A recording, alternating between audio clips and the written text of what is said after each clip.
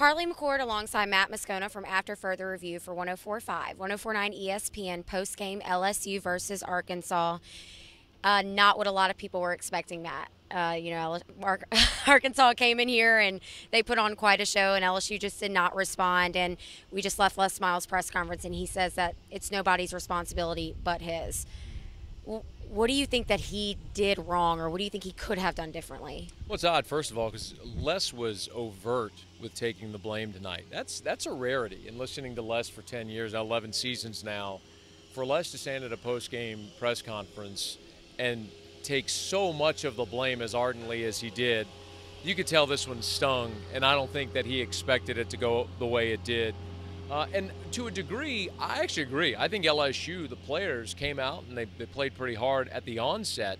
They stopped Arkansas. They got a forced fumble. Christian Lockridge playing with a broken foot, forces a fumble on Alex Collins. LSU gets the ball at midfield, and you're thinking, here's an opportunity. And if something good can happen early, maybe that snowball starts rolling, gaining momentum. And instead, LSU went 3 and out, and Arkansas responded with the 52-yard touchdown pass on the broken play, or the missed tackle from Dwayne Thomas. And from that point, the snowball went the other way, and you could really tell that it was deflating in the stadium. It was also odd that Arkansas, defensively, you'll look at the box score and the points, LSU really gave up 3 plays. Half of Arkansas's yards came on 3 plays. It was the 52-yarder, the 80-yarder run by Alex Collins, and then, as Les put it, the what did he say? The yippity doodly doo, or the doopsy doodly doo, something like that at the end of the game. And that was half of Arkansas's yards. But the problem with that, Carly, is we've seen that from LSU's defense all year. Their inability to play disciplined and not give up the big play. It is something that has burned them all season, and it cost them a win tonight. Let's talk about the defense since you bring it up. Tons of missed tackles out there tonight. I mean, more than you could even keep count on, more than you keep up with statistically even, I would say. What do you think the reasoning is behind that? I don't know if it's scheme. I'm sure they'll look at the film. I really don't think it was effort. I thought the defense, like you said, I mean, they held Arkansas, who was the best team in the conference on third down, to 3 of 10. I mean, LSU got off the field.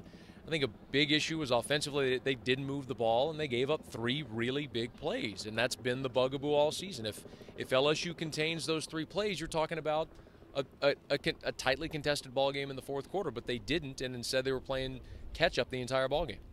Leonard Fournette rushing for 91 yards and 1 touchdown.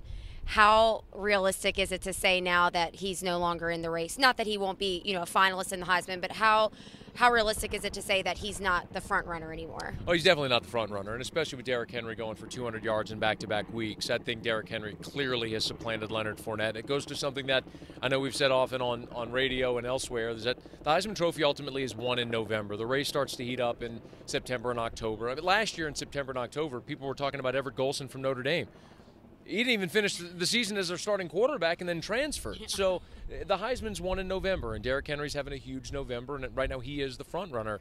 It would take something completely out of the ordinary for Leonard Fournette to get back in the race and to win it. But I suspect he'll be in New York, and he should be. He's had a fantastic season, and certainly what's gone wrong for LSU the last 2 weeks is not on Leonard Fournette. I think he's played as well as he could given the offensive line issues. But as far as winning the Heisman Trophy at this point, I think that's a long shot. We talked pregame a little bit about what pressure you think Les Miles has, going into tonight and then for the rest of the season. Obviously, tonight didn't, play out very well like he wanted to. And, they're on the road next weekend against Ole Miss, and then following they're here playing in Texas A&M. How much more pressure do you think that has on him? It's a very different answer than 4 hours ago. Yeah.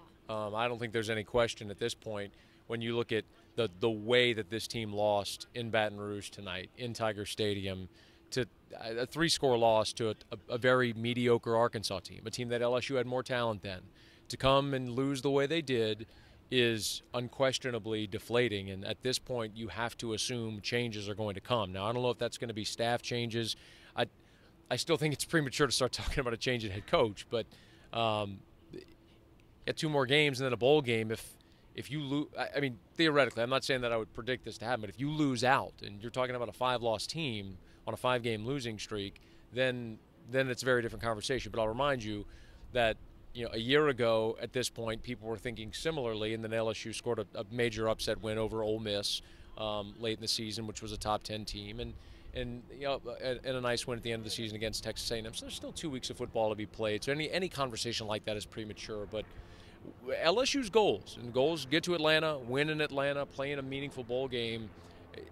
Those have dissipated. Those were lost here tonight. So LSU has got to reassess and find something to play for, some way to get motivated these next 2 weeks. It'll be very interesting. LSU on the road next weekend in Oxford to play Ole Miss.